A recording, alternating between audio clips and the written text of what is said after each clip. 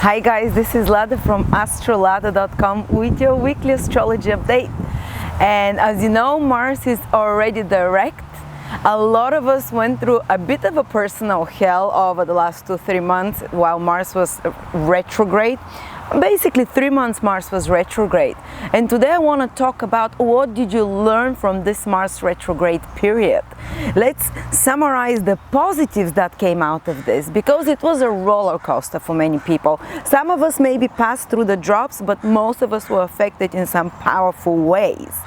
And I want to take a quiz. I want you to write to me what exactly did you learn while Mars was retrograde and now it's starting to move direct.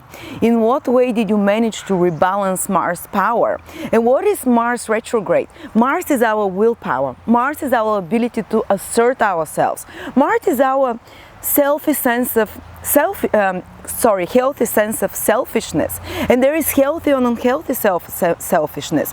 If there is too much Mars energy, too much unbalance, we become too selfish, we try and take too much, we become too overly protective, too overly aggressive sometimes.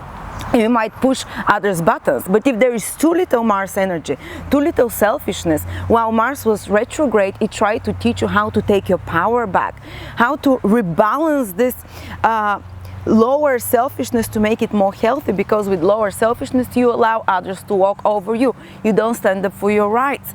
You allow power struggles, so you might get abused in some way. And exactly when Mars goes retrograde, we learn those lessons. Whether you are too selfish or too pushy or too aggressive in some area of life, if this was you, if this is normally you, when Mars goes retrograde, the Martial frustration grows much more and you see the results of this extreme selfishness. So maybe power struggles happen, or this extreme overprotectiveness or over assertiveness. Maybe some conflicts happen, so you can tone down and step back and reevaluate how you how you deal with this power which Mars is. Or if you are less than self-assertive, Mars retrograde taught you exactly the opposite, how to take your power back, how to go and fight for what you believe is rightfully yours, or what you believe is basically if your rights have been overstepped in some ways. For example, I can give you an example how it worked out in my life according through my ascendant. You can also look through my sun, through your sun sign or through your ascendant sign. Me being an Aquarius ascendant, Mars was retrograde in my 11th house, so it made me rethink and reevaluate, because a retrograde planet is about rethinking, reevaluating, re-editing how you do power, how you do self-assertion. For me, in my case, it was the 11th house in friendship. So I had some friendship clashes, a friendship where I was a bit too selfish in.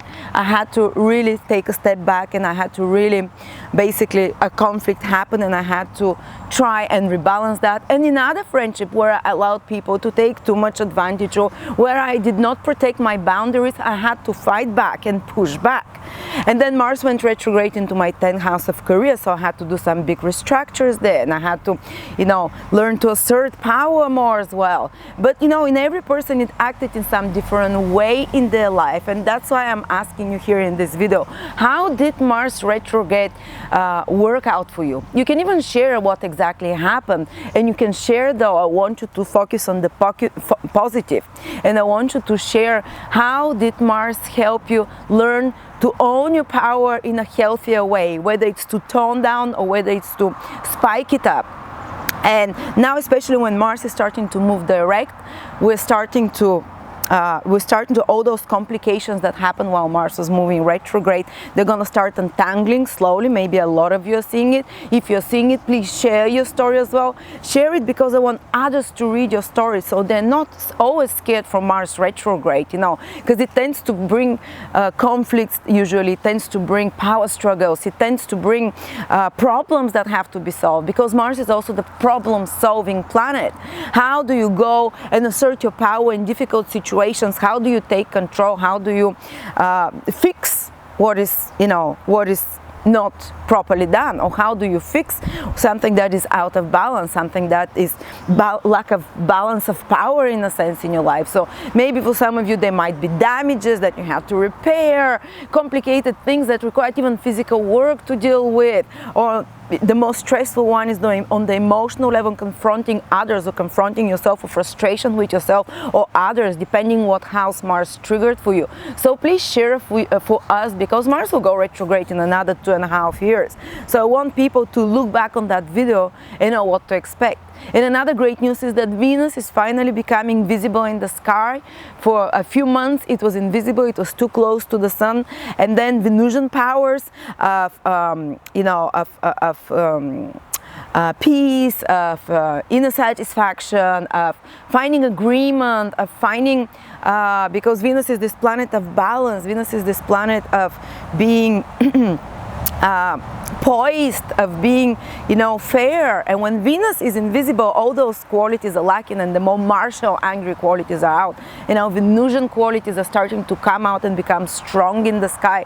I think in around 1 or 2 days, Venus started becoming visible. So those Venus feminine qualities will become stronger and stronger, so we can find more peace within, so we can find more of the sensual pleasures in life, we can find more of the earthy pleasures and more of the good ways of communication, because Venus is a very social planet, about healthy communications, about fair communications, about good relationships as well, even personal relationships, emotional, sexual relationships. When Venus starts becoming visible, they come out of the underworld almost. Any kind of shadow that was on your relationship starts coming out, and people start being more fair, start being more reasonable, and also more compassionate, because Venus is now in Cancer, still continues to be in Cancer for a little bit longer.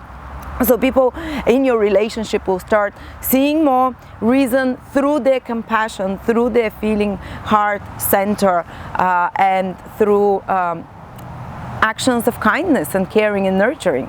So thank you very much. Just to remind you, on the 14th of July, I'm doing Jupiter in Libra webinar. You can register at AstroLada UK at gmail.com. Sorry, I'll give you the email. We're almost running out of places. It's 100 people. I think we have 80 or 87 subscribed already. We can extend for a few more, but if you're late, please hurry up, subscribe, and now we'll look at a few of the charts of people that are going to be at the webinar and discuss how to see what Jupiter in Libra will bring you, how it will expand your life, in what areas you'll have success and the green light to go. Thank you so much.